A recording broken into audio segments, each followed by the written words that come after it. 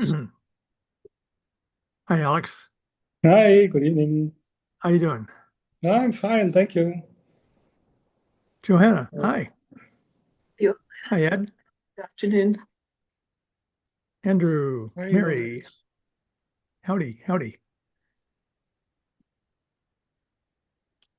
Sam is here off camera for the moment, but she'll be right back.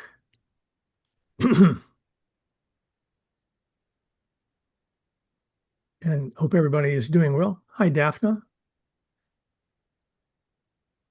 I'm here in Washington, D.C., waiting for a giant snowstorm to hit. I was so sure I'd left Chicago. Chicago's following me. I didn't get away, but I don't think it'll be too bad.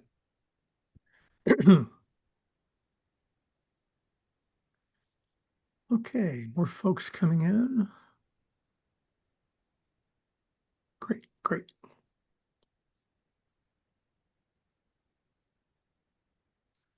All right, yeah. Some Thomas and Bob and Dimitri. Welcome everybody.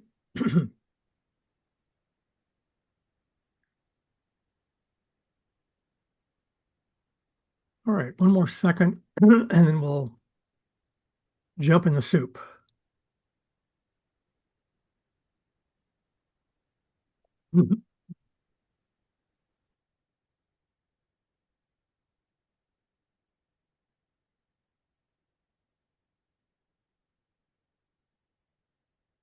All right. Yvonne, Hi. David. Hi, Yvonne. Hi, David. And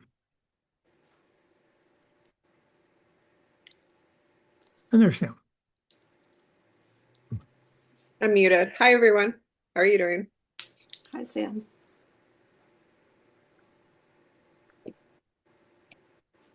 Sam, would you like me to kick off while you're finishing dinner? Yes, please kick it off. Sorry, I was just finishing dinner. Please go for Yeah, it. yeah. Okay. Um, All right, welcome everybody. We're on cantos 16 through 18, right smack in the middle of hell. Hi, Bob. And, as you will be able to detect as we are descending, what Dante has been using with these sinners, which is their eagerness to preserve their reputations, to communicate, to show their eloquence, all of that. This is beginning to diminish. And it's because we're lower in hell, the sins are graver, and shame is beginning to kind of overcome these figures. Uh, One example, we'll see in Canto 18 is Venedico Caccianemico, another wonderful name, who prostituted his own sister. So these figures are less eager to reveal themselves. And so it's sort of funny that, Virgil is also, he's a civilized presence. And so in some ways, he is more and more kind of out of place here. There are fewer and fewer sort of great souls that would interact with him. We do have Ulysses coming, but otherwise, not many. And another thing in the tone, and we're about to see this in just a moment, is the kind of grotesquerie, the sort of medieval farcical sense of hell and medieval taste, almost like street life, is now entering the poem, and that changes things.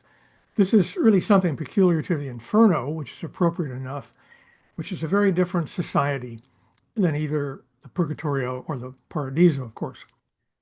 Anyway, so we're about to meet three public men, three Florentines of the older generation, all of whom Dante respected, even venerated. Um, and I wonder if maybe somebody could start it off by reading the opening of the canto down through, let's see, it's about line 15 or 16, where he says, I say such haste befits you more than them. Somebody want to volunteer to read that for us?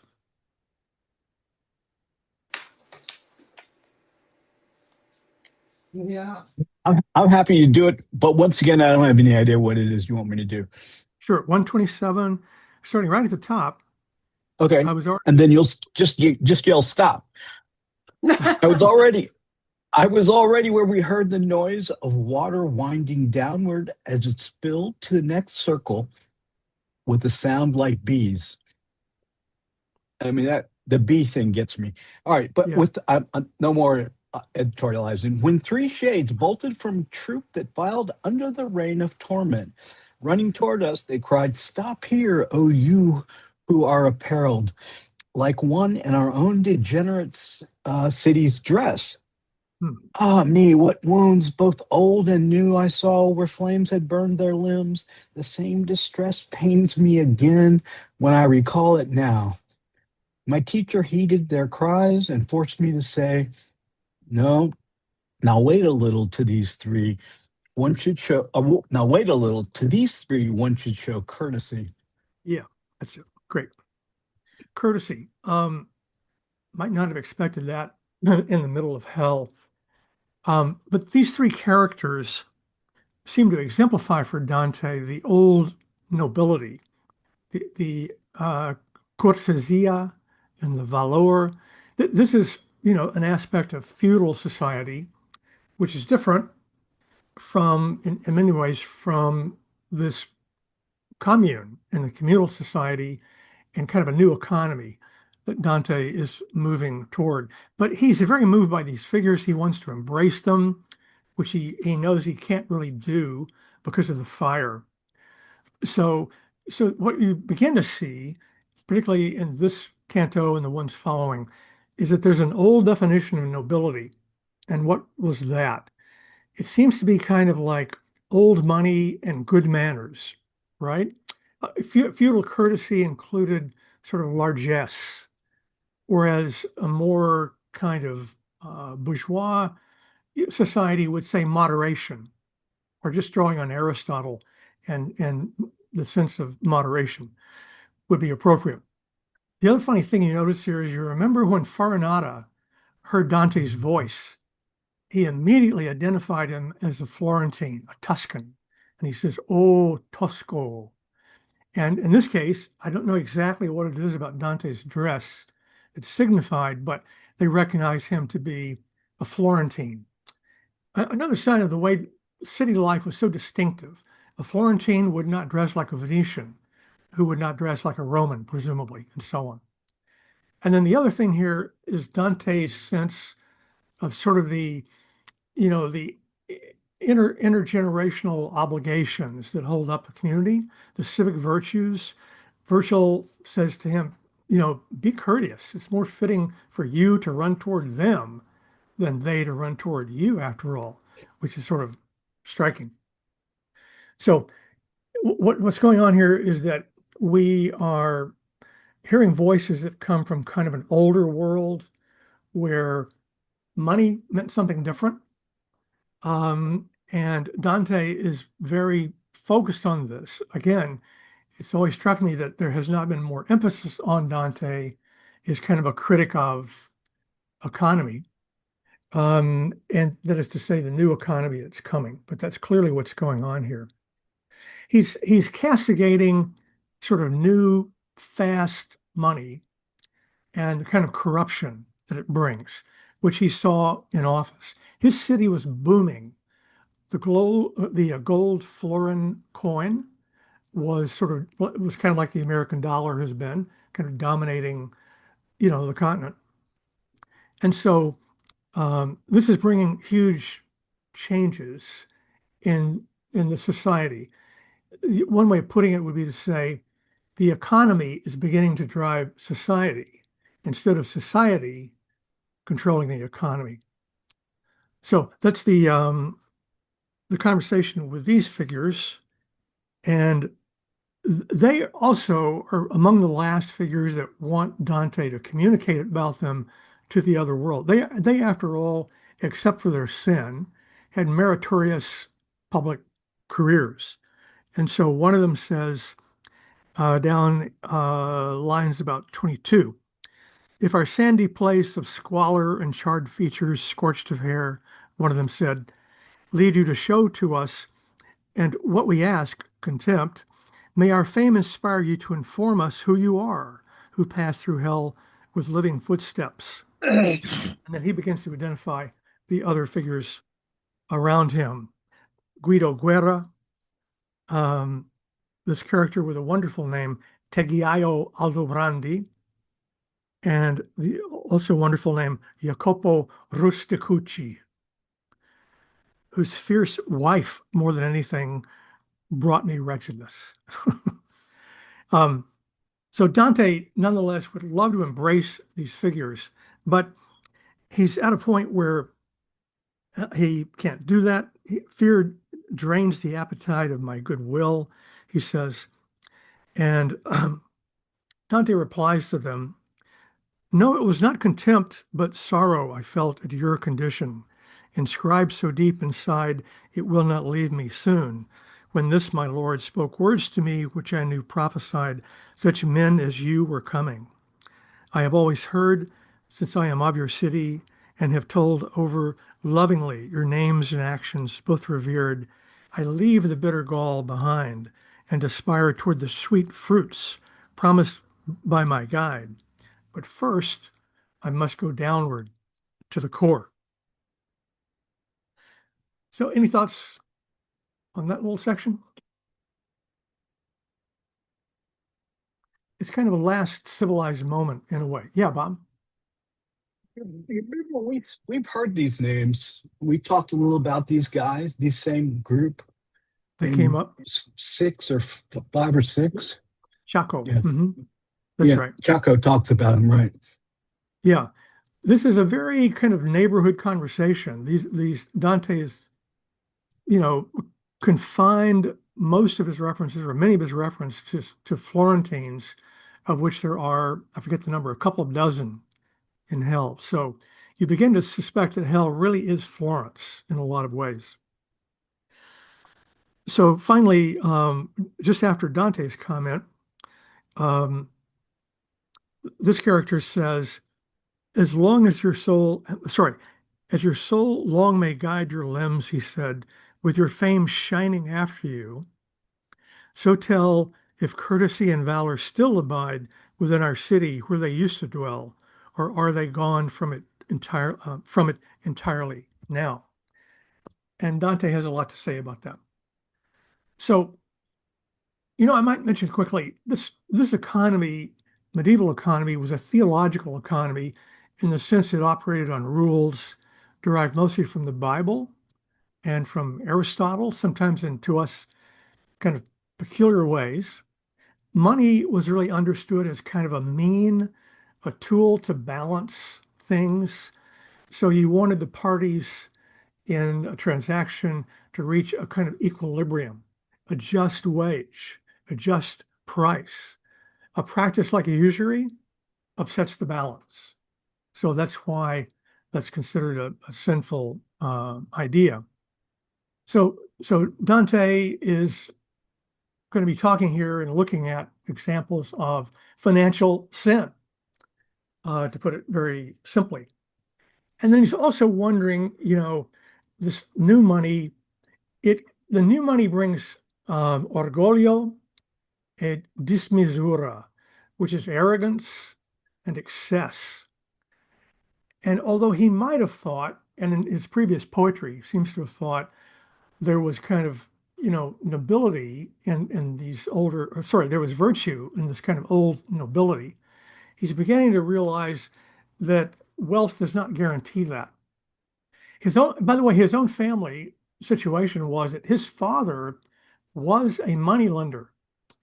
And though Dante was from kind of minor aristocracy, the family had gone into a kind of decline. And he kind of grew up as more kind of lower middle class. And although he was very ambitious and had a career in politics, um, he saw in his own life changes in the society in Florence, partly because it was a kind of a boom town in kind of a weird way. So, Sam, jump in whatever you like, or I'll pause later. I'm good. Okay. These Florentines also, you notice, anticipate his completion of the journey. And, the idea that he is going to, they say a little later, he's going to see the stars again and be able to say, I was there. Something no one who had ever been in hell could ever say. So that's kind of striking. Yeah, Andrew?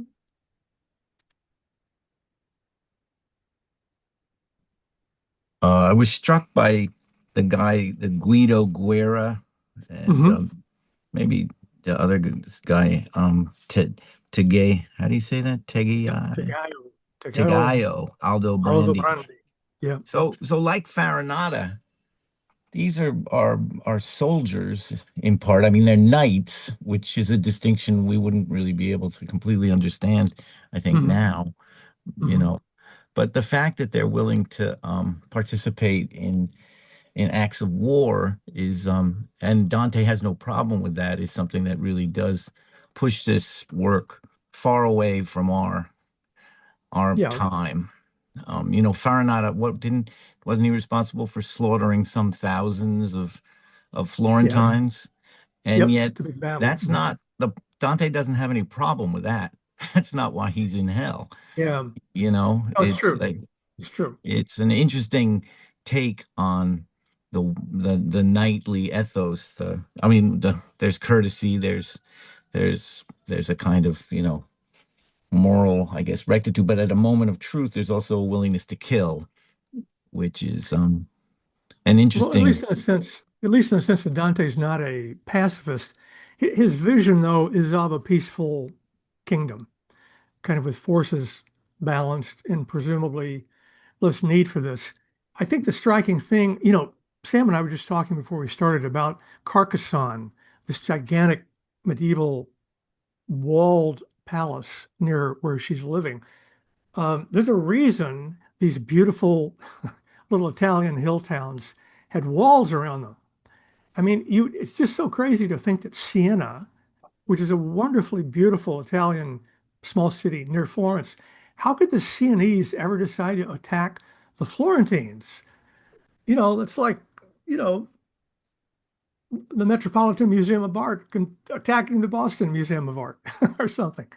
Um, it just seems, but it was the nature of society where everything was much smaller, more kind of personal, and civil defense was something everybody got involved in to some degree. This is very different, you could say this too, from anything we know of as modern war. So, and the wars were not constant, they were periodic. Dante just happened to be born immediately after the war in which Farinata, the battle, not much of a war really, in which Farinata killed a bunch of Florentines. But um, it is true that that was considered just a necessity of life.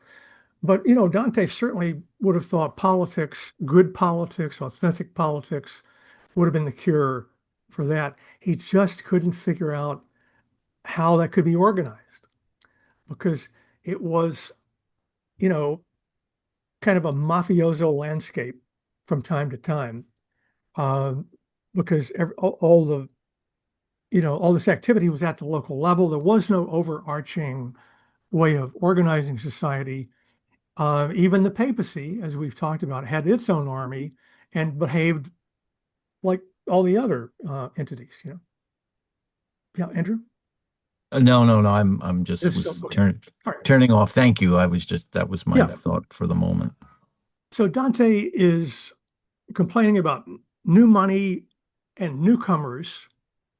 And I think part of what he's doing there is this sounds a little strange to it. It partly is the culture, but it isn't only culture, it is also a change in the sort of politics of the society, the way it is able to collaborate and cope.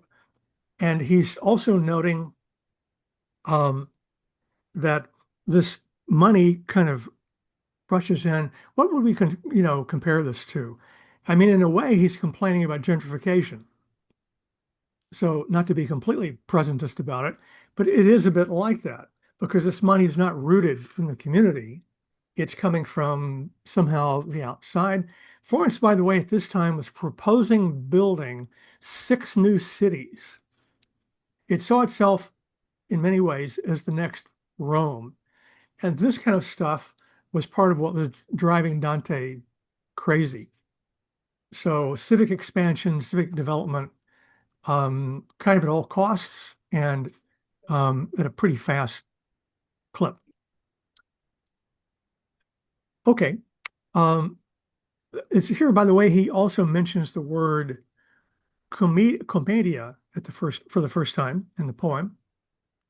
And he links that to the truth that has the face of a lie.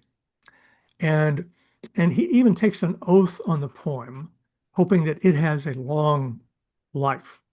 So it's very striking how he's kind of reached that point. And he's about to take a great step here as the poem is going to cross over a kind of a boundary. He, with the roar of the river of tears and blood behind him, draining from all the circles above, he reaches down and pulls off a cord wrapped around his waist. He tells us, I had a hank of cord wrapped around me, and with it I planned to take the leopard from the beginning of the poem with a painted flank. I loosed it from me at my master's command and passed it to him, nodded and coiled up. Turning to the right, he flung it from his hand some distance off the edge and down the slope into the depths of the abyss. I thought, some strangeness surely will answer from the deep the strange signal the master just sent out and follow so attentively with his eye. And then he does this big setup for what's about to happen. And he says, one must take care with those who have the wit not only to observe the action, but see the thought as well. For soon now will arise the thing I look for. Soon, he said to me, what your mind dreams will be before your eyes. A man should close his lips if he's able to when faced by truth that has the face of lies. But here I cannot be silent. Reader, I vow by my Commedia's lines, so may they not fail of lasting favor, that I was peering as I was peering through that murky air, a shape swam up to instill amazement in the firmest heart, a thing rising the way a man who dives to pull his anchor free from shoals it is caught among, or something else hidden in the sea, with feet drawn in beneath him, surges, surfacing back from the deep with both arms held up straight, like a swimmer, apparently. So that's the end of the canto, and a big kind of setup as we're about to meet the monster, the hybrid monster, who symbolizes fraud, a sin that lives in darkness by concealing. So, any thoughts on that? This is the another, maybe is it the second time where we've actually had the direct address? Yep, Where, at least. yeah. Well, no, they happen pretty seldom. I think actually what he's saying here is, don't tell a story that's not believable. Mm-hmm. And then let me do it. Let me give you one. Yeah, he's setting us up for actually a transition. We're going to move also from the circle of violence to the 2 circles of fraud simple and fraud treacherous. So for each one of these major categories, he has a figure. We had the centaurs, the violent animals. Now we have this figure, Gerion. Johanna had a lovely note on this. Johanna, are you there? You had a note in the on the chronology about Gerion. Could you say a bit about that? Yeah, I was thinking about the word itself and all of the variations Hmm. of the word, and just he's at that moment where I think he's being sucked down. I was thinking about the gyroscope, the gyron, the gyroscope, Ah, and also the presence of monsters in medieval lit, not just in the medieval literature, but also even predating the medieval, and just the importance of the monster, and just how that is for me when I'm reading it, looking at this whole situation of the monster, and that is that we're in a higher level of danger, and the yeah, monster is the image of all that is, it's psychologically, yeah, unconsciously, psychologically, that which we are dealing with. And I think he's living in a very tenuous world. So the monster seems to be a beautiful and imaginary in I don't know if he's imagining it or not. That was another one of my questions. Is this real or not? But yeah. that it embodies all of that is that psychologically is haunting the society. I mean, he's seeing this change. It's a disturbing change. It destabilizes the world. And by the way, just one other thing I was thinking of as you were speaking, Elias, this is also the time of the Crusades. So Hmm. I think Hmm. not to consider that as we're reading that. Um, Yep. for me, I think it's a missing link. The world is destabilized. Here's the Crusades. You're going off to these unknown worlds. There's a loss. There's lots of loss. There's gain Yep. too. I mean, that there's a cultural exchange, and Florence is certainly a city that embodies that. But True. but also just True. that, what do you bank on? What do you count on? You know, the Mm. the church is in a very tenuous position too, with its corruption. So all of that, I Yep. think, weighs in on him. And then that's for me, I think Dante is uh, imagining a symbol of that, and then Geron Yes. is that symbol. So Hmm. Yeah. I was just musing on that, Yeah. because Thank you. it That's struck me good. this That's time good. in this reading that it's important. So that's why I posted what I posted. Did everybody see, Bob reminded me of it, Dore's depiction of, let's see, Sam, could you give me sharing real quick? I want to show, I already made you Julia. host, so you're welcome. Okay, so I should be able to share. You look a couple inches Oh, taller. It's like you grew in front of us when you became host. probably not. Sam, Maybe we should have that like a H on your forehead. Sorry, go ahead. Sam, I'm getting sharing is not turned on. I don't know what that, Let if not, it doesn't matter. let me check 1 second. Oh, sure, no problem. Yeah, Dore has a great idea of what Jerian might look like. While Sam's doing that, would somebody like to read the opening of this canto, You can which Could I is, could I try. just interject one thing that before we move to the yeah, next Andrew. canto? And it Yeah, sort of speaks to what Joanna was saying, which is in a way, I don't know quite how, but I think it does. The back at night and in the last page where he was going to take off the rope yeah, um to do something with the leopard, and right. it's so counter to the moment when he first meets the leopard and then the Hmm. lion and then the wolf. There's no Yeah, sense that Dante has any courage whatsoever at that moment. true. That's And true. yet he's telling us now, halfway into hell, just Hmm. before he's about to meet and this horrible monster that, well, I I had just a happen to have plan. this rope. I had a plan. Right. Right. I was gonna do something with a leopard. I don't know what I was gonna do, but I had a plan. Anyway, so I found that sort of interesting, and I think it kind of speaks to the difference between the leopard as a foe or as a fear or as a monster even versus what we're about to meet. And that sort of Right. speaks to what Yeah. Johanna was saying, that the stakes are raised. He could Yes, that's right. imagine taking on the leopard, but there's no way Hmm. that No. he's taken on Geryon. Anyway, Yeah, as you see in Dury's depiction here, yeah, the whole rope thing is just a complete mystery. There are lots and lots of different explanations. I don't know if I have any one in particular that I buy, but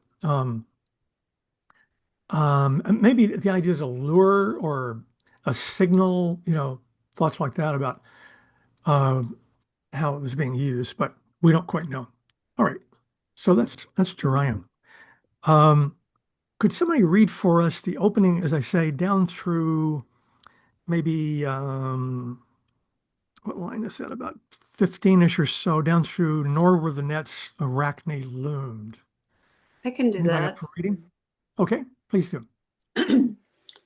Behold the beast that has the pointed tail, that crosses mountains, leaves walls and weapons broken, and makes the stench of which the world is full. So did my leader address me, then paused to beckon him ashore near where the causeway came to an end, and fraud's foul emblem came closer, till he had taken his head and chest from the deep to rest on land before us, not drawing his tail up upon the bank, onto the bank. His face was just a man's face, outwardly kind, and he was like a serpent all down his trunk. He had two paws, both hairy to the armpits, his back and breast and both sides down to the shank were painted with designs of knots and circlets. No Tartar or Turk has ever woven a cloth more colorful in figure, field and figure, nor were the nets Arachne loomed. Yes, thank you. The just man's face, he looks like someone you could trust. A foul emblem. Fraud, by the way, one commentator says there might be a modern term more helpful to us, which is exploitation. Basically the same thing. You're deceiving innocent people. So this is a three-part monster, and he's painted with these better than Tartar or Turk designs, the kind you would find on fine textiles. Florence, a lot of its economy was about beautiful textiles. It also had, some relationship to Venice and the trade coming in from the east. So there would have been something very kind of glamorous about the notion of these fine multicolored textiles. Although in literature, there was the notion that there was something deceptive about, and this sounds kind of odd, weaving. Penelope weaves and reweaves and unweaves, I should say, right? So she's holding off the suitors because she's pretending to be doing something that she then doesn't do. She's weaving a plot in a way. And Arachne was turned into a spider because she threatened the gods. She was so adept at weaving. So kind of a curious idea. The word text means to weave. Textare.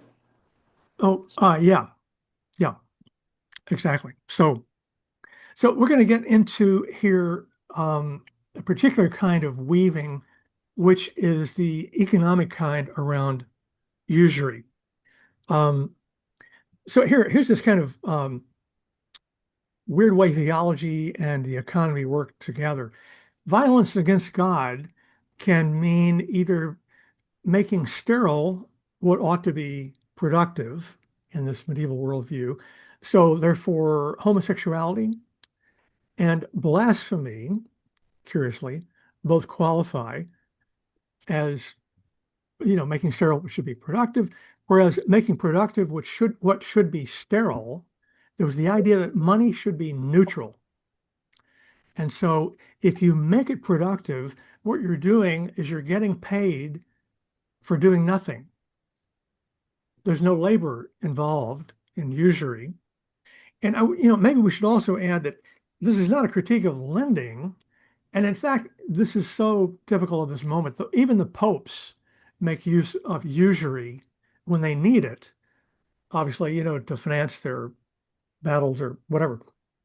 So this is a thing that's often broken in practice. But on the whole, there certainly was a view that there needed to be justice and economic transaction, and that, usury was exploitation because the borrower really has little choice but to accept the lender's terms. So there's an inequality, bargaining power there. And so the other thing we might be looking for here, as we're going to go ahead to the sand where people are sitting, and Virgil says, go ahead and have a conversation with these figures. I'm going to go back and work out something with this monster to catch a ride to descend further. So Dante notices that the usurers are suffering even more than they did back in 15. They're like the dogs of summer when they scratch, sometimes with paw, others with muzzle. They behaved as though fleas or flies or gadflies bit their limbs. And when I grew closer to the people grieved by the flames falling on them, I did not find any I recognized. He doesn't even give them the dignity of being recognized, which is a measure of his disapproval. But I perceived each had a purse hung around his neck, adorned with certain colors and a certain device, with which each of them with hungry eyes consumed. Looking back among them, I saw a yellow purse that bore a lion in azure. Looking further, I saw another blood red that showed a goose depicted in a color whiter than butter. And then one of them, whose wallet, which was white, displayed a pregnant sow portrayed in azure. So what's going on here? This is curious that he isn't picking out individual figures. These are figures from families who were in the money lending business, and they're wearing purses around their necks.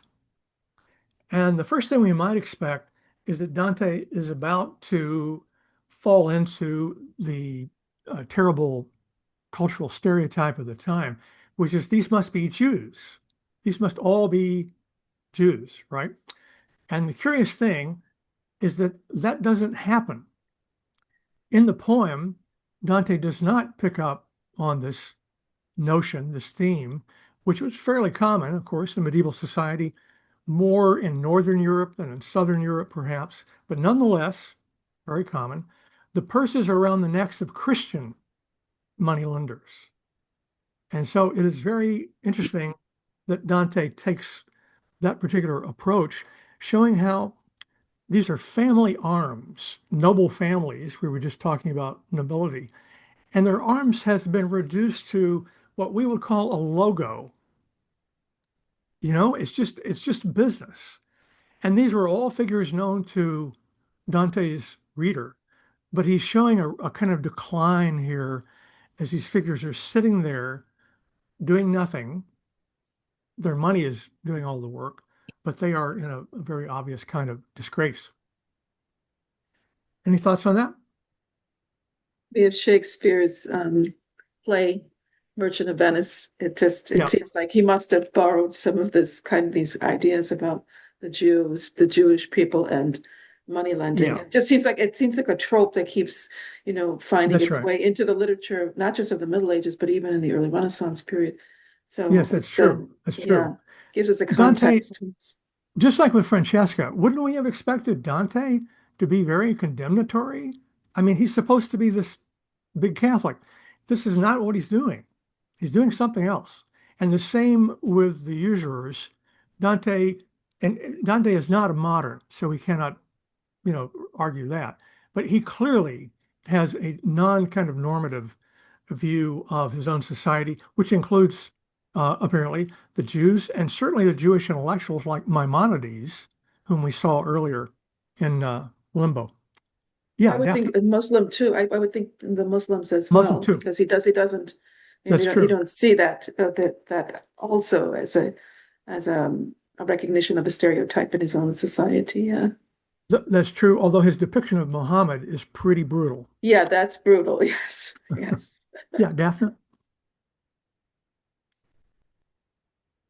I was I, kind of struck by the fact that you don't really see too many Jews in his writing, but you True. see quite a lot of Muslims.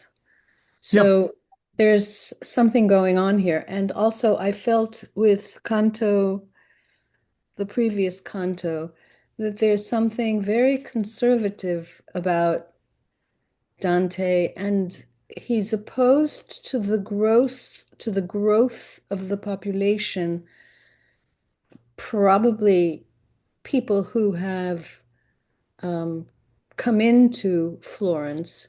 Hmm. So he's kind of against immigration. He's that Mm. kind of a conservative, and at the same time, he has these sort of more contemporary sentiments towards Yeah. the Christian condemnation of people who are accused of sodomy. I think. I don't know. I'm confused Yeah. about his um, Yeah. not mentioning Jews because there were a lot of usurers, and Merchant of Venice is an example in The Hmm. Pound of Flesh, but he doesn't seem to attack the Jews as much as he does the Muslims. No, and he only attacks one Muslim really, and that's Muhammad. And he puts the others in limbo. And evidently, there certainly are scholars that say this poem is influenced by Muslim writings, Muslim literature. And there's even the notion that some of the architecture of the poem is based on a famous medieval Muslim poem. So on the new people, I don't quite know if he just means new people, like they're immigrants, or does he mean um,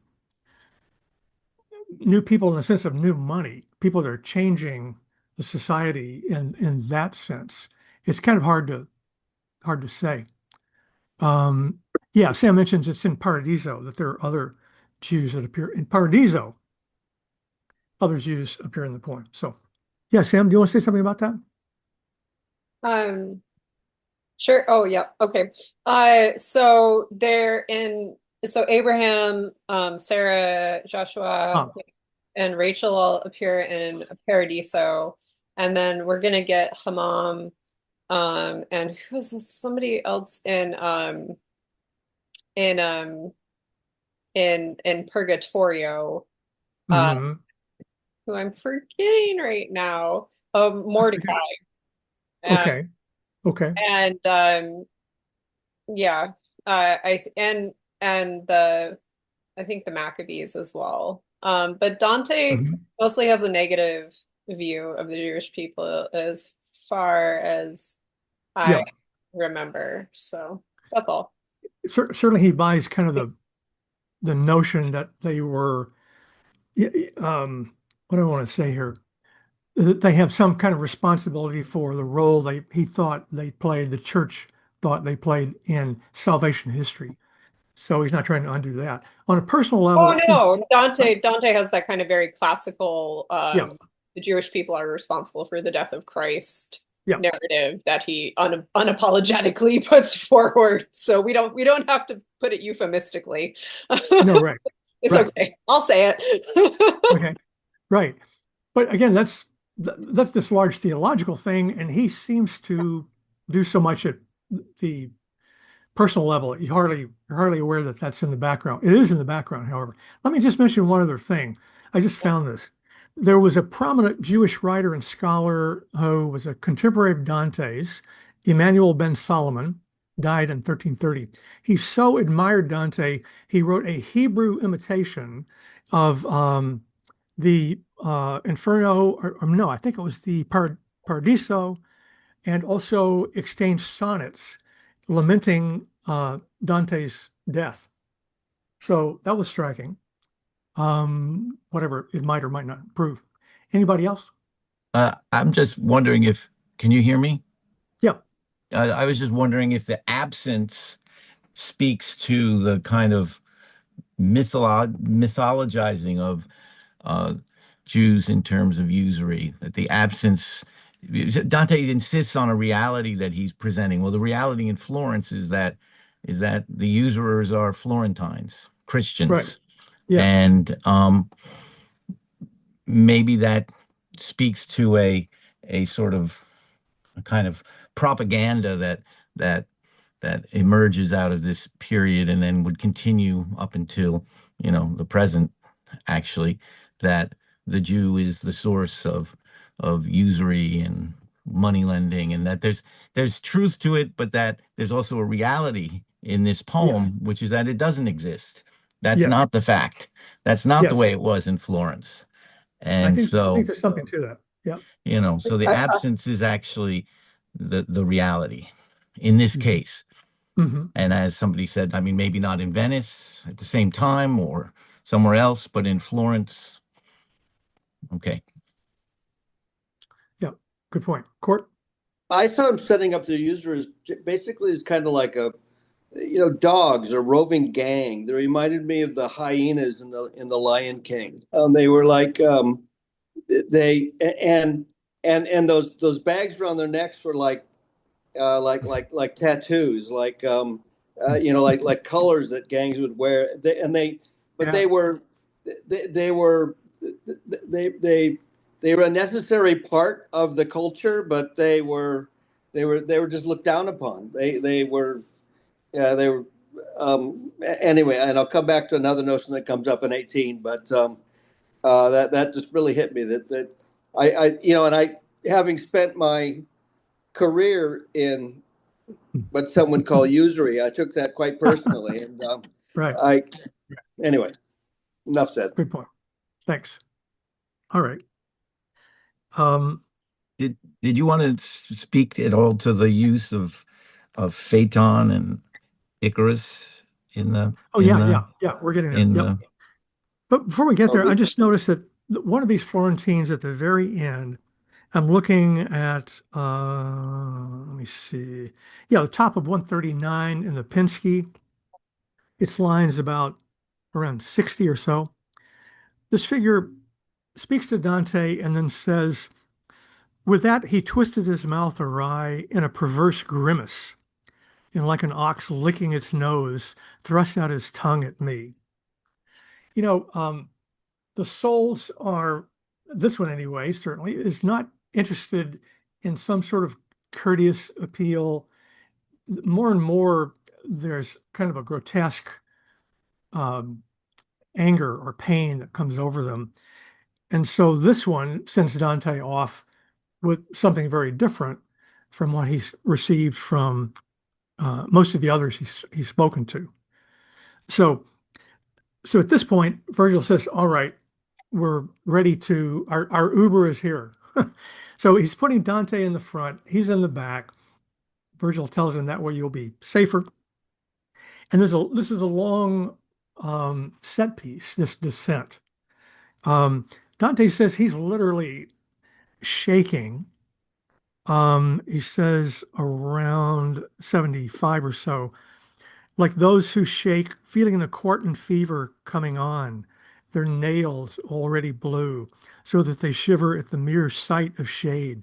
Such was I then, but shame rebuked me, which makes a servant braver in a good master's presence.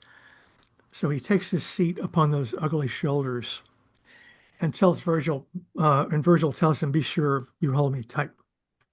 So they start this descent, and this is just a piece of Dante's kind of bravura writing. Um, as a boat moves back and forth to leave its landing, so slowly did Jerian withdraw from shore that when he felt himself quite free, he turned and brought his tail to where his foreparts were, and stretching it out, he moved so that it churned the way a swimming eel does, and his paws gathered the air toward him. And then the mention of Phaeton and Icarus, two famous kind of iconic flyers from the great dream of flying in antiquity, both of whom came to a bad end. Sam took off. Bye, Sam. Um, and also with some touches about how pathetic the whole scene was, as Icarus's father cries out to him, "You're falling now." Dante says, I was in sheer air, surrounded by it, and realizing I saw nothing at all around me but the beast. Onward he swam with motion more and more slow as he wheeled round, descending. So they're going down into this kind of whirlpool. These figures of Phaeton and Daedalus, Icarus, they're all transgressors of a limit. They've all gone too far in some way, according to the notions of the time. And so they're violating nature. These are forms of folia, sort of madness or hubris. And so Dante is going to get to one very notable example of this later on in the poem, Ulysses, who sailed beyond the pillars of Hercules. Yeah, Andrew? I was just struck in the section with Icarus that Dante, he pulls a quote out from the story, and the quote is so kind of moving in a way. Is it unfeathering from the melting wax to hear his father crying, "You are Yeah, falling now." I mean, that's yeah, pretty intense from your dad. yeah. And there's this absence of Dante's father through the whole poem, but there are other father Mhm. figures. Yes. And I I don't know. I just was struck by that that No, that that's good. that You're, he you're pulled right. that he pulls that out and he quotes that Yes. specifically. I, And I, I was struck by that image. Is in the Italian, is that also a similarly unusual word, unfeathering? Yes, it's a kind of a technical word that I don't know if Dante coined it or Yeah. not. To unfeather, rather, yeah. unfeathered. Yeah, Unfeathering from the melting wax is just such a wonderful image. yeah. Mm. And also a great point about the voice of the father. I hadn't really thought about it until you mentioned Andrew, but I think, and maybe Johanna, you would have a thought on this too. This sounds like a little premonition of Ugolino and the voices of Ugolino's children. We're going to hear later in that kind of horrific canto. Um, Here the father's calling out to the son in a way that is a little bit like another father we're going to hear later on. Hmm. And then also this wonderful comparison of the falcon, the way Dante looks for some immediate, real, sometimes even homely comparison. I don't know anything about falconry, and I don't know if any of you did or not, but this whole idea that the falcon goes and goes and goes and looks, and if it can't find a prey, it just kind of comes to earth at a point of exhaustion. And so the notes explain a bit about this, and Dante does too.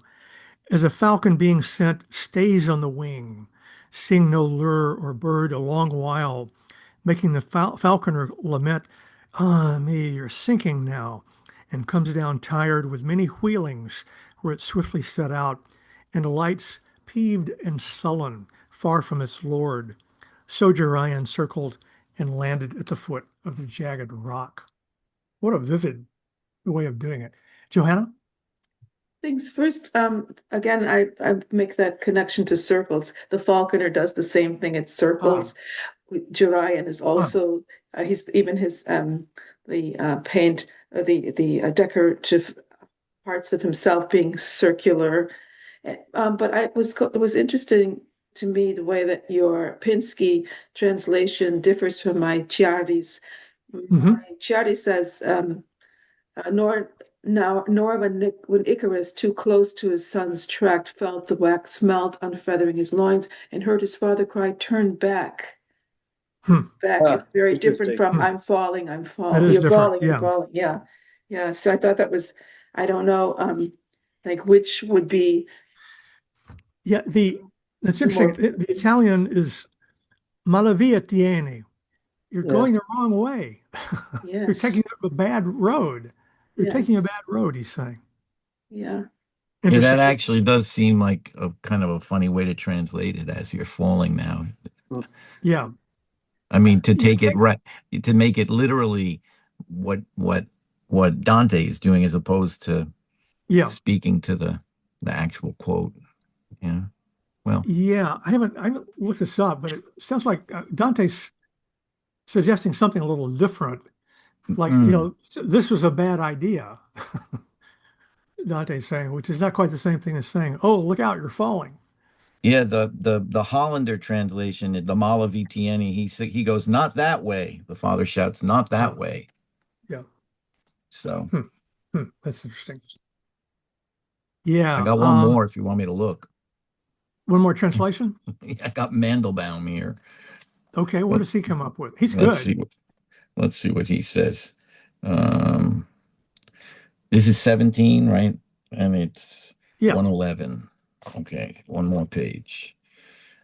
Yeah, he goes, that way's wrong. That's pretty close. So That's pretty close. so Pinsky took a took a little liberty there.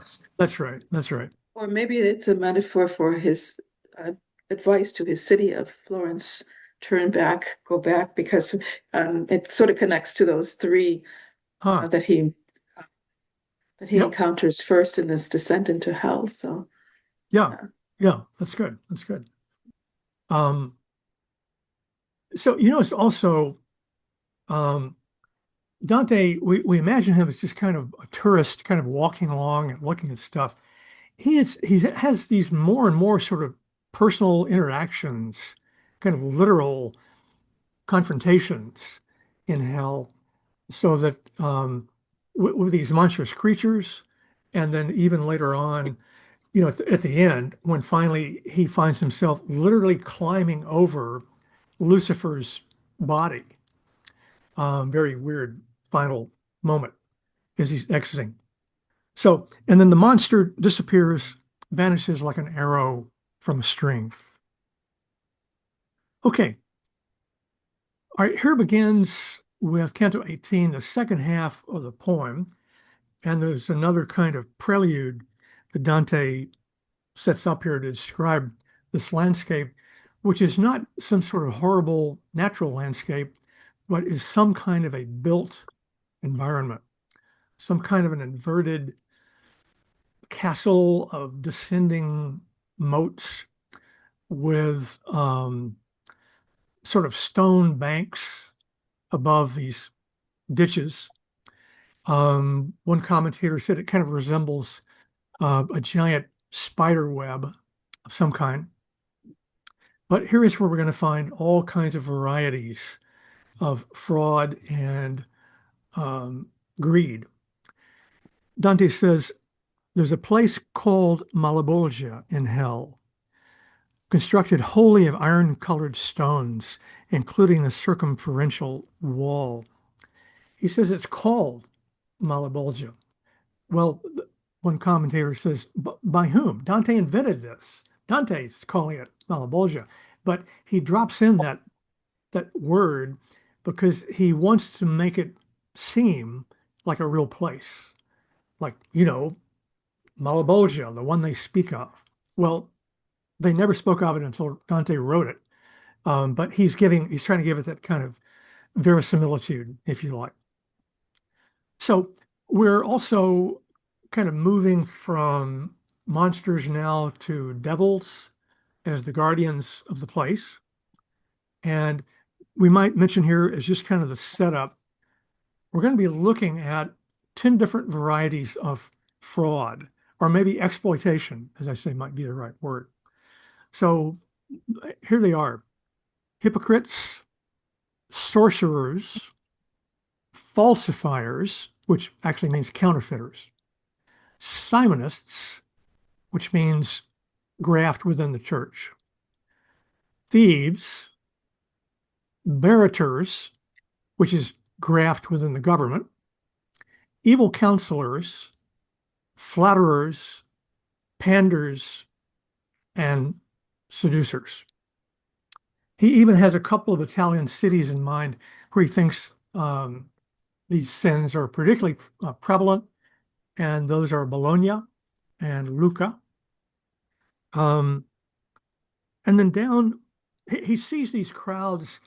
You might remember, some of you that know T.S. Eliot, I think it's in the Four Quartets. the line where he is playing with Dante, kind of reimagining a scene, and he says, "I had not imagined hell had undone so many." The crowds coming over the London Bridge.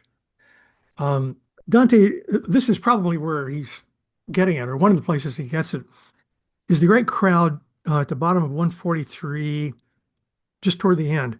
It's when the Romans, because of the multitude gathered for the Jubilee, had pilgrims cross the bridge with one side kept for all those bound towards St. Peter's, facing the castle, while those headed toward the mount were all assigned to the other side.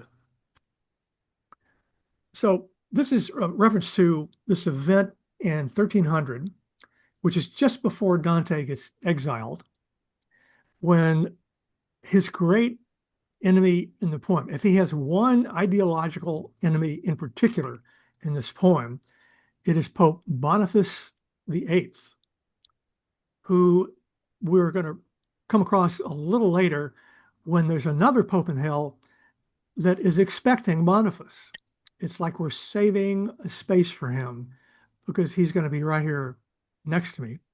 And Boniface had called a jubilee, which, you might hope meant debt forgiveness, but turns out to mean more like a general indulgence. If you come to Rome and you're part of suppose it was 200,000 pilgrims or so, and you visit certain churches, you get a break in terms of your purgatorial time. You get some extra indulgences. So, so the huge crowds in hell evidently remind Dante of that event, which maybe Dante witnessed. I think he might have been in Rome, they think, on a sort of a mission for the city of Florence. This is when he was still in their good graces. And this is the guy. Let me mention one other thing. In 1302, around the time that Dante is exiled, he publishes a papal bull. You've all heard of those famous papal bulls, a document called Unam Sanctam, which is papal supremacy, which was already a thing, but he is now codifying it and saying any opponents to me are automatically heretics. Salvation requires obedience to the Pope. So there was that, and then there was also the fact that his relationship to the city of Florence was part of the politics that got Dante personally exiled. So he has sort of major bones to pick with this guy, both kind of at the personal level and even at the larger kind of social political level. So this is going. Yeah. That's really helpful. I saw that bit about Jubilee and I thought, oh man, it's like there's this bit, a sop thrown to all the usurers out there, but in fact, he's saying the Pope was a part of it. Exactly. No. So it's all rigged, and the rest is fake news. This is not the Hebrew meaning of the Jubilee. This is just Boniface VIII being Boniface VIII, unfortunately. Yeah. And then, immediately after describing the crowd, he says, I saw demons horned and carrying large scourges, and they struck savagely from behind. Ah, at the first blow, how terribly they forced them to be quick, lifting their heels. This is kind of like a mocking, dark humor he's using here. It's not necessarily typical of Dante exactly, but he's also, for the first time, I'm not sure if it's the only time, he's showing the prototypical devilish figure, horned and whipping people. This is like the stereotypical idea of what a devil is, but actually, this is the first time we've seen that in the poem, and there's kind of this low, mean humor around it. Where does that devil come from? That image, the horned. I think it's the iconography. There's a lot of in medieval art. There's the Bible gets lots and lots of iconography. No. I know that, but I'm wondering, like, where does it specifically? It doesn't really come out of antiquity, right? So it's something that is No. evolving. It's evolving in these, that like when I read that little bit from Auerbach, that 1,000 years from, Yeah. that Christianity gets its story together. Yeah. And this becomes part of the story, but I wonder sort of like what the origin of that is. I don't know. I'm just asking if maybe somebody has some thoughts. I don't know. Maybe I'll dig around and see if I can find anything on that where that figure occurs. Depictions of the underworld. Um, I think they go way back, but I don't know if anybody else happens to know. You were mentioning that the Mohammedan or the Islamic text that um, Yeah, Dante may have known, and that was I had read about that. That seems like it was about hell in particular, right? I think that's right. And so maybe there's something there. Possibly. Anyway, it's interesting Yeah, we could. because it's so familiar to us that we should have a devil and that the devil should be Mhm. doing what they're doing. But I wonder if it was familiar to Dante's reader, if that was like a new kind of image, or if that was a totally Right. understandable and accepted image. Anyway, Yeah, I'm guessing the latter, but I'll see if I can dig around and find out when that began to be I'll part of the part of the iconography or whatever you might want to call it. Okay, any other thoughts on that? Well, one other quick thing I might mention, um, particularly as we're going along here and we're getting kind of deeper into this darkness and this kind of grotesquerie and so on. I think I mentioned that Dante, for a long time, was not easily accepted by people, let's say in the 17th, 18th centuries, because he seemed to be violating sort of the laws of style. There was kind of an elevated style of classical antiquity in the epics, and there was kind of a low style of comedy or farce or whatever. And Dante, yeah, and realism, and Dante mixes these up with impunity, has no hesitations about it. And the author you just mentioned, Andrew, Eric Auerbach, wrote this great essay on Dante in his book Mimesis, where he's talking about this mingling of styles. And he believes the thing that made it possible for Dante to make this break is that when you compare a passage from Homer's Odyssey with a passage from, say, the Old Testament, these are very different narratives. The Odyssey is a kind of a brilliant, blazing close up on the immediate, the here and now. There are no shadows, there are no psychological dimensions, really. There is just the story, and there is no other underlying kind of narrative or motive. Whereas in the story of, say, Abraham and Isaac, it's like a Rembrandt painting. There are shadows, there are darknesses, a lot is left out. The scene is not fully described. It's very much about the personalities. There seems to be some kind of a larger theme of divine justice or mercy or things like that, completely unknown to Homer. And so, in a way, what Dante is doing is using kind of biblical realism and at the same time, a kind of a lofty classical style, mixing and matching wherever it sort of suits him. But for some critics, that was very kind of disconcerting, particularly in Dante's realism in the Inferno, as we're seeing here and other places too. Um, any other thoughts on that? I think in his other book, the Dante book, he does speak to the that same theme, but through the story of Jesus, and Yeah, how in the same way yeah, that the Old Testament stories that you were referring to were the story of Jesus as told in the Gospels is also yes, very different, a very different kind of storytelling than had ever been told before, that's right. um, That's right. in its humanism, as it were, but yet, you know, Hmm. to a larger purpose. That's right. Yeah, Joanna?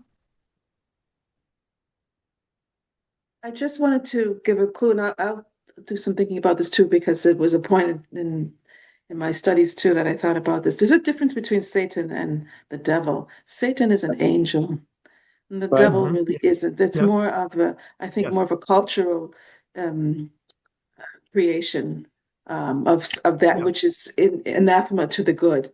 So I think that Hmm. there's maybe in thinking about it in those terms, we can say that I think the devil is much more, I don't want to say modern, but a much more contemporary or Hmm. later Hmm. later depiction of that That's right. that Yeah. embodies evil, because Satan is an angel, and so there's something different from that, I think, than the devil.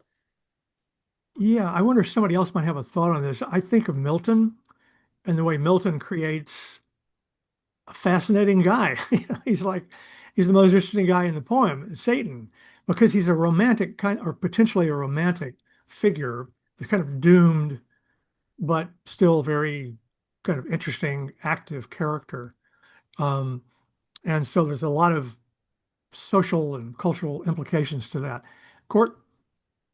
Yeah, just to follow on that, the Satan is Lucifer, is the fallen star, the fallen angel. Yeah. The devil is like an imp. It's like a Black Peter to Santa Claus. You know, he's that kind of is that kind of cultural character, and that's where the cloven hoof comes in and all that. Also, just to comment on, it strikes me Dante with high and low. Um, you know, he's a he's a postmodern critic. Yeah. Yeah. he's he's mixed it all up, and you just don't know where to put him. Mhm. It which of course speaks to his artistry.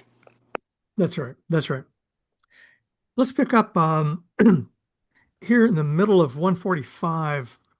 He he sees a spirit that somehow, I don't know how, given the way he describes it, he recognizes, excuse me, um, a spirit that he says to Virgil, I have seen this fellow before, and paused to make him out. This is line 40 or so.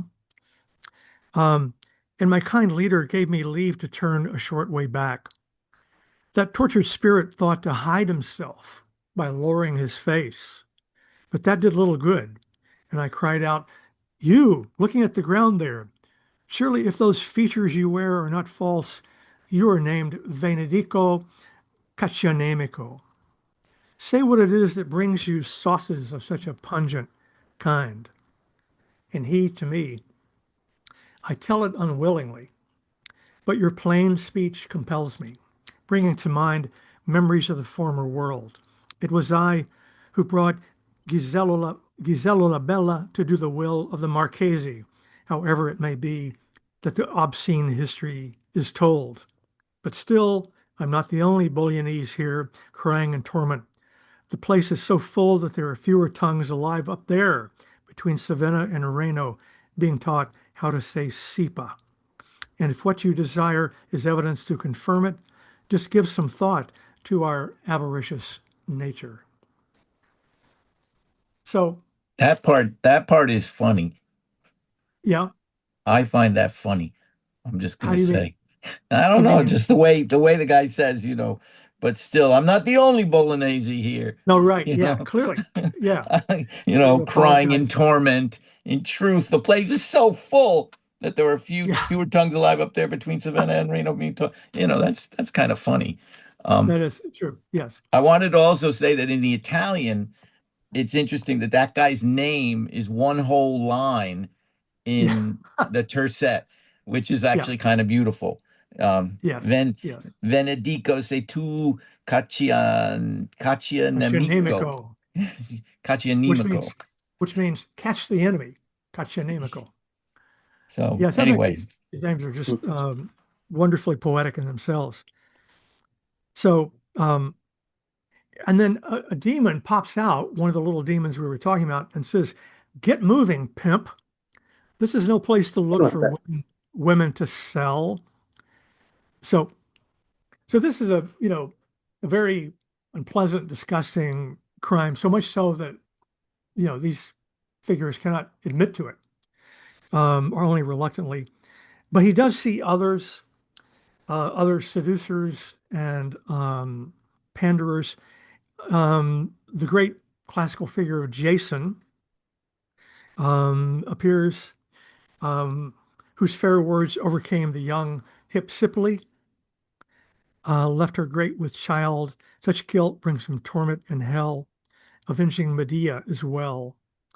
Um, so let's see. Now they cut across a second bank where now we can hear sounds of people's screams from the next part of the Bolgia. And the banks, he notes, are caked. This is top of 149. The banks are caked with mold that clings there, formed by an exhalation that steams from down below, offensive to behold and to inhale. So we got not only the sights and the sounds of hell, we got to smell what's going on here too. The bottom is so far down that we can nowhere see it until we scale the ridge's high point at the arch's crown. When we had reached it, I saw deep down in the fosse people immersed in filth that seemed to drain from human privies. Searching it with my eyes, I saw one there whose head was so befouled with shit you couldn't tell which one he was, layman or cleric. Looking at me, he howled, "And why are you so greedy to look at me when all of these are just as filthy?" So Dante somehow recognizes Alessio in Termine of Luca, and he is in this awful condition. This is like one of those moments when people found the Inferno so disgusting they just could not really credit that it was noble literature worth reading by young ladies or something, right? It's just too much. So, but that next line also is quite funny of Dante's, because if memory serves me properly, even though you're covered in shit, yes, right. I saw you once when your hair was dry. Exactly. Yeah, that is funny. I agree. Yes, that is funny. I mean, weird humor, isn't it? It's very weird. It's grotesque. I mean, it may not have been funny for, I don't know, maybe it probably wasn't funny for them. I But think for you're onto me, something, Andrew. I think you're totally right about that. And then finally, he is going to Virgil, because Virgil, being a pagan of antiquity, would be able to spot other pagans of antiquity. He spots Thais, the whore who asked, "And is my favor with you great?" replied, "Enormous," to her paramour. "And let our sight," Virgil says, "be satisfied with that." So this is a weird kind of little final touch. She was a figure in a Roman comedy, actually, The Eunuch by Terence. She's the only prostitute in hell. And here's something also surprising about Dante. She's not here because she's a prostitute. She's here for her flattery, for her fraudulent speech, for a prostitution of words and a misuse of language, which for Dante is a very big subject. So very curious Well, how. and to speak to the high and low, I read the whore talking about him being enormous as a double entendre. Yeah, it could be. That could be. but Yep. that's funny too, because Dante doesn't use, he says anzi maravigliosi, marvelous, Right. He there's no size component. Aren't I marvelous? And she says enormous. Yeah. Yep. Right. But that word, yeah, that word enormous is kind of a creation. Yeah. Mm-hmm. Mm-hmm. So Yeah, true. Yeah, let's just ask this question because it's a little bit strange to us until you start thinking about it. Do we have any sense that there's something reprehensible about flattery? What on earth and where would that sin appear And how would we talk about it? Or would we recognize it at all? Would we just say, no, no, this is public relations or something? Or, there's no way to call it out. There's no way to identify it. Anybody have any thoughts on this mysterious notion? I don't know. I think for me it's just dishonesty, right? It's you're not Yes, being honest with someone else, and yes. if you're being overly flattery, uh, you're Hmm. not helping them, whether in a religious or a political sense, right? Helping them achieve what they actually need to do, right? Whether it's something Yeah, for, the church's sake or for your own like moral well-being, right? Like if I just flatter you and say, "Oh yeah, you're doing great," uh I mean, I think today, we talk about people pleasers all the time, right? hmm And how, hmm people pleasers aren't necessarily letting people uh telling people the truth, but yeah, you're doing a big mistake. Sometimes you got to call a spade and say, hey, you're not doing a good thing right now. You need to Yeah, go, maybe yeah, change your ways a little bit. Um, yeah. yeah. You seem to be covered in shit. Right, right. I mean, all, excuse me, all I can think of is Dante's frame of reference as kind of the role of a counselor and the courtier, where really it should not be your job to build up your boss all the time. Your boss should be paying you to be an honest counselor. And if you destroy language in that way, there will be bad consequences, as nobody needs to tell us at this moment in American history. I also think it's interesting that the flatterers in particular are the ones covered in feces because, Hmm. when you think about a flatterer, right, they often have a very kind face, right? Like they have the Yeah, just man's face, like from, yeah. Jerry on, right? So, but it's a little harder to take the flatterer at their word if they're covered in shit. No, So, right. Yeah, uh, yeah, yeah. That's a kind of the ultimate disgrace in a way. In a courtly context, you couldn't do worse than to look like that if you were trying to influence people with your words and your arguments and so on. So that's another form of this exploitation that we're talking about. Um, and we kind of search to think of how to translate that into a modern situation. But it's kind of telling that maybe because of the differences in our politics and our society, we don't really, it's kind of like with usury, we don't have a simple way to make a translation of something that made sense in a society that was much more kind of organic and interpersonal and sort of face to face, and where human character played a much bigger part, human influence, and so on. So we just don't feel that as much anymore. Any other thoughts? Just the whole idea of, um, especially in a face-to-face culture, uh, can I borrow some money? Sure. You're going to pay me back? Sure. You're going to pay me back with interest. What a crazy concept. You've done nothing. You're doing nothing to earn that interest. Why? Yeah, Well, then, yeah, bring it back. Why?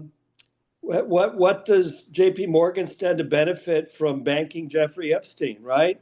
It's all the other stuff. Interest is part of it, but interest in every sense of the word. yeah. And in that context, Hmm, hmm. it's not easy to see people covered in shit. Yeah, That judgment is very telling in this context. yes.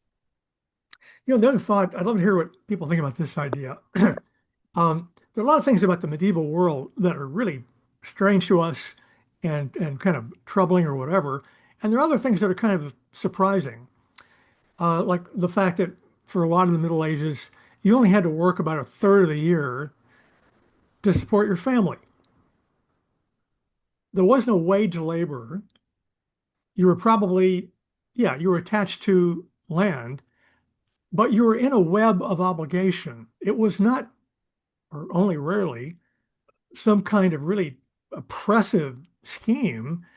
You had obligations, but the lord of the manor, your boss or whatever, had obligations to you, including providing security and protection. So it was a much denser kind of web.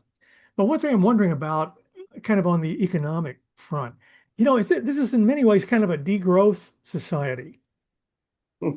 It's about sustenance and subsistence, I should say, not sustenance, subsistence, rather than growth at all costs. Because growth is what's freaking Dante out.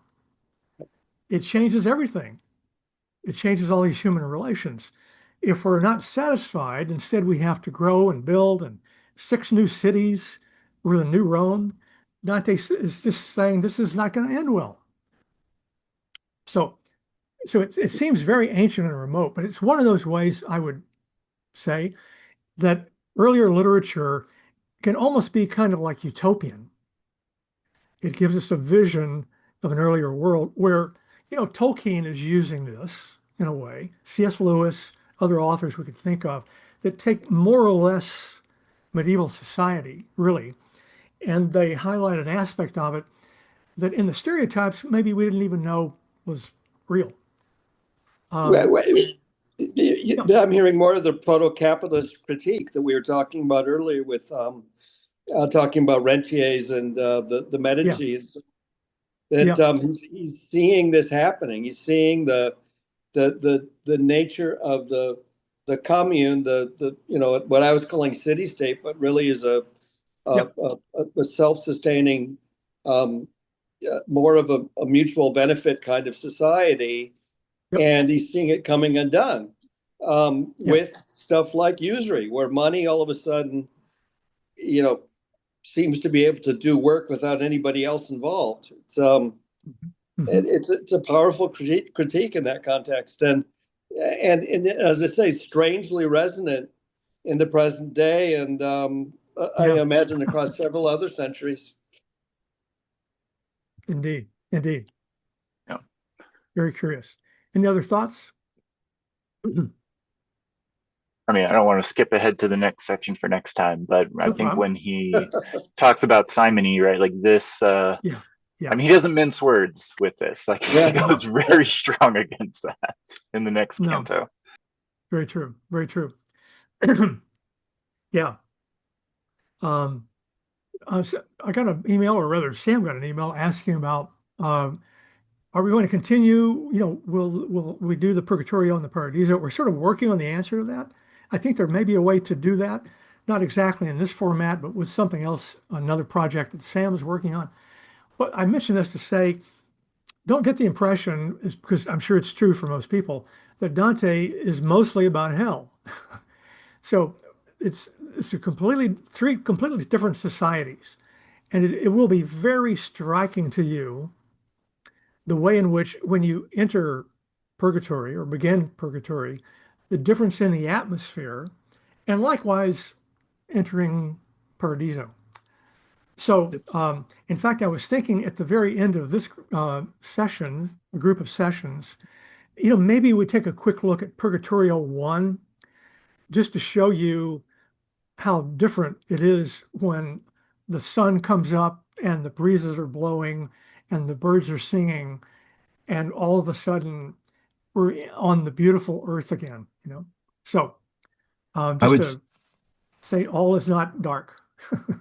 This goes back to, it makes me think of that he mentions his commedia for the first time, and that got an interesting kind of etymology in the sense that people always say comedy, tragedy. Well, tragedy has that maybe good beginning and a very bad ending, whereas Dante has not chosen that. He's chosen the comedy, which has got the unhappy beginning, which is where we are now, and in theory it's going to have a happy ending, which speaks to the three communes, the three realities of the experience that Dante is sharing with us, the journey. Yep, indeed. Court? I just had a real quick question about the text. Top of Yeah. page 149, made by their puffing snouts and by their palms as they struck themselves. Is that like a Homer Simpson dough kind of thing? What I'm trying to figure out is this the sound that we're hearing? I just was trying to get clear on that. That's so I think weird. sounds like you knew what you were hearing. Yeah, exactly. Exactly. By their palms as they struck themselves. What on earth are they doing? I don't know. They're going like this. I think that's all I can think of. And the Italian is pretty pungent at that moment too. Just to give you the rhyme scheme here, le ripi erano gromate d'una muffa Yeah. per l'alito di giù che vi s'appasta e con gli occhi e con il naso faceva zuffa. Yeah. So down in hell, these rhymes get more and more kind of explosive and rough and kind of imitative of crude noises and so on. That whole But page, or the rhyme scheme in that page, is particularly it's like full that. of Yeah, mufa, juicy, sufa, big, doso, foso. Yeah, exactly. it's quite rich. Indeed. All right. Thank you all. Got to break off. I hope you're enjoying it, and I hope you have a safe week. And we'll see you next time as we descend a little further. Okay, thank you. Ciao. There we go. Ciao tutti. Bye. Bye.